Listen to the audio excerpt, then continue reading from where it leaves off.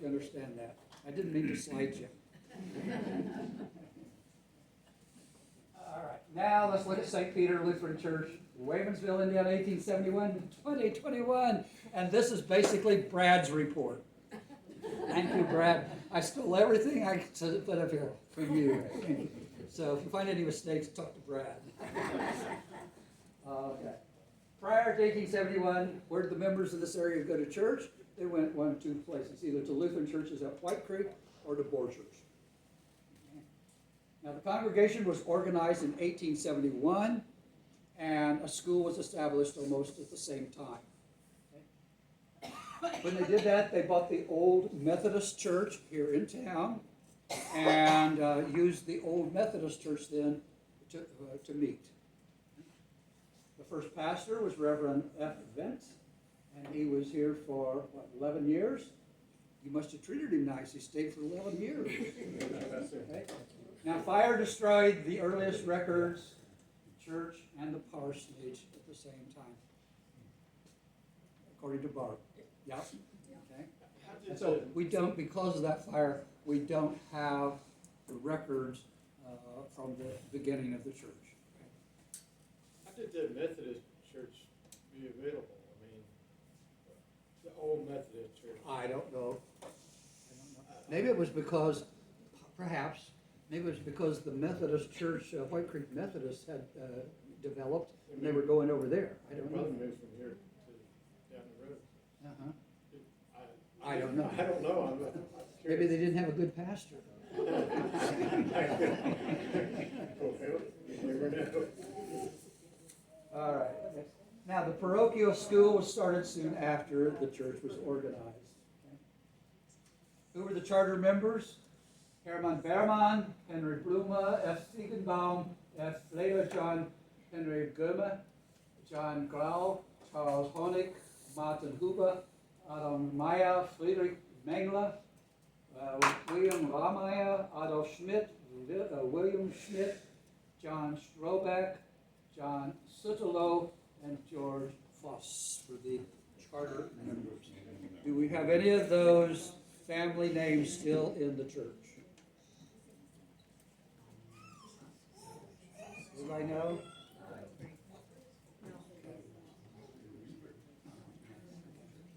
The first project they had was to build a new parsonage. It's not the one you lived in. It was earlier than that. Can you believe that? It was actually earlier. All right. And then in 1874, they bought an organ, which was really quite soon. See, they were organized in 71. 3 years later, boom, they got an organ. That was fantastic. And in 77, they joined the Lutheran Synod of Missouri, or Missouri Synod today. In 1880, the cornerstone of the new church, right over here, was laid. It cost $4.50 for 1,000 of bricks. Now, what's a hamburger cost today? All right, 1884, a new school was built at a cost of $140. And then 84 students were required, now get this, they were required to attend 100 days per year or they would not be confirmed. What would happen today if you told your confirmands they had to attend 100 days or they wouldn't be confirmed? Nothing good. Nothing. That school now is the garage across the road. It's set up on this corner and it was moved, so it's now Shawstall's garage over there. Really? Okay. The actual garage or? No, that is the Right over there. school, it just moved across the road and became a garage. Had to sign out, put a doors in. So that's the school. All right. Still has a chalkboard in it, doesn't it? Yeah, still has a chalkboard. All right, 89, they purchased the bells for the church. Now notice this, the bells cost $265 for the church. Just a couple, 5 years before that, they built the school for a cost of $140, but spent $265 for bells. Inflation. What? Inflation. Yeah, inflation, yeah. Okay. In 89 was the first mission festival here.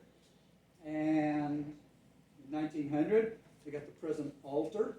at a cost of $65. I can't imagine $65 for that beautiful altarpiece. That was a bargain. In 1904, they started English services on the last Sunday afternoon of each month. Now, how long have they been here as a church congregation? Since 71. Now, here it is, 1904, and they're just now starting to have English services. There's only once a month in the afternoon, okay? And 6 and 7, you got a new parsonage. Yours. Yours. It was over 100 years old. Yeah. All right. And 14, then they introduced using English hymnals. All right. And in 14, then they decided if they're going to have English hymnals, we've got to have instruction in the school in English also. 21, the last minutes of the church that were recorded in German. Okay. Now, I've read some of those minutes, and they're very interesting. And some things today would not be politically correct. You see, the elders were given the task to go out and call upon people when they weren't attending church or if they had misbehaved. And I won't tell you the results of that. But it's in the minutes as to what they did. They had to do. Yeah. All right.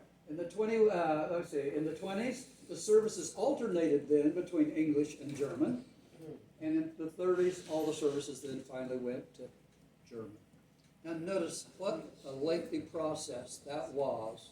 That was about 50 years before the whole process to go to English took place. All right, some of the reason they went to English is because they were told they needed to go to English by the county. So, By the county, the county, And why was that? because that was starting in World War I, Oh. and so they highly suggested that we go to English services. So that's one of the reasons English services started. Yeah. And then in 1930, the school closed because of a lack of enrollment. And then the students started going over to White Creek. And in 44, electricity was run to the church. And here's something I don't understand. Maybe somebody can explain this to me. In 44, they ran electricity to the church, but in 46, electric lighting was added to the church. What were they using electricity for if it wasn't for lighting for 2 years?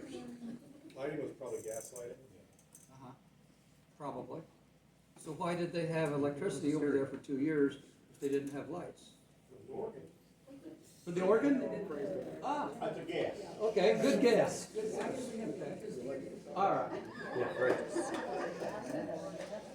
In 48, the furnace was replaced 2 stoves. And in 50, got another new church organ. And 55, the new parish hall. I presume that's this building. Just this section. This, yeah. Just this front section. Okay. This was dedicated in 55. Okay. And in 58, the old day school. Now you may have to correct me on this. I read that this was exchanged for 55 feet along the west side of the cemetery.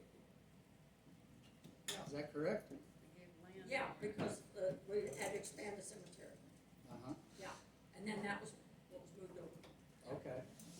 Yeah, this was cliffs. Okay. And then in 63, you got stained glass windows installed. And in 69, the church was redecorated for the 100th anniversary. And in 75, I didn't understand this. Somebody has to explain this to me. It says they bought the Bierman property between the church and the parish hall. Well, if this is the parish hall and the church is right there, They meant the parsonage. It's between. They meant the parsonage Parsonage. between the parsonage and this. Okay, all right. We need to make note of that. All right.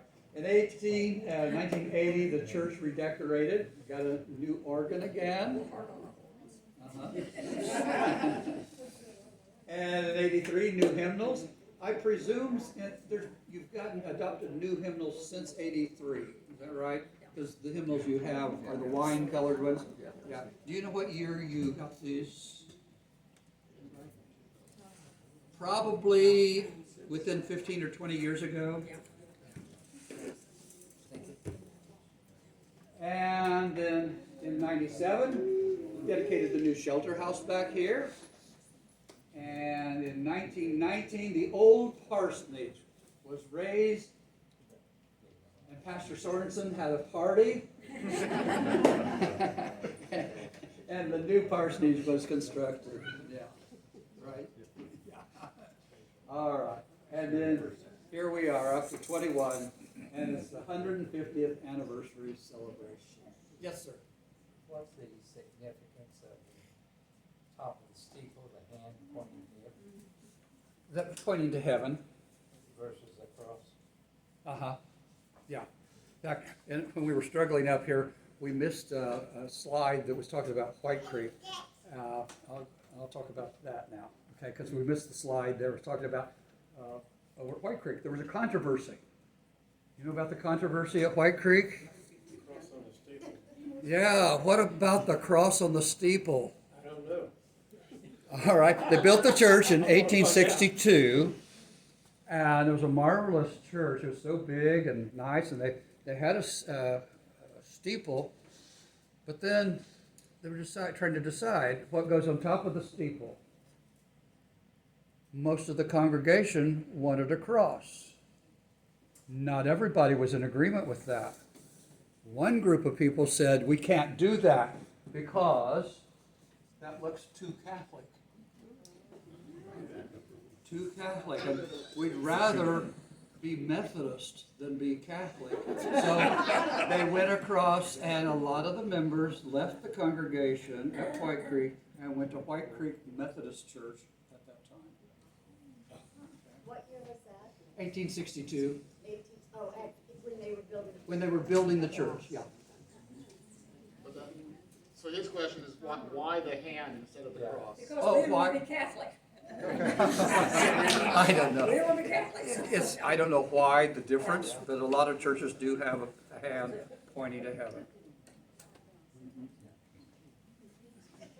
So, all right, I think, Why the left hand? we're almost there, folks. Hang on for a second. We're just about there. When I was doing my research down in here, spent a lot of time in this area, and I discovered in southern Bartholomew County, there aren't many places to eat. You know where this is going. Where's the only place in southern Bartholomew County to eat? The Brick. I had to go to the Brick for lunch, okay? And while I was sitting there, this man from Columbus, he recognized me, and he leaned over and he said, "What are you doing down here?" Well, I was explained that I was researching the area. I was. And he said, "You know, we're very proud of our heritage down here, our German heritage." I said, "Yeah, I understand that." He says, "You know, we have a saying. We say, if you ain't Dutch, you ain't much." And I chuckled, and he said, "You know, if you don't like that one, we got another one. If you ain't crap, you're out." So with that, I call it an end, and I thank Brad for all of his help and the history of Waymansville and your church. Thank you very much for having me tonight. We have a rich heritage, and I hope to be back for your next 150th episode.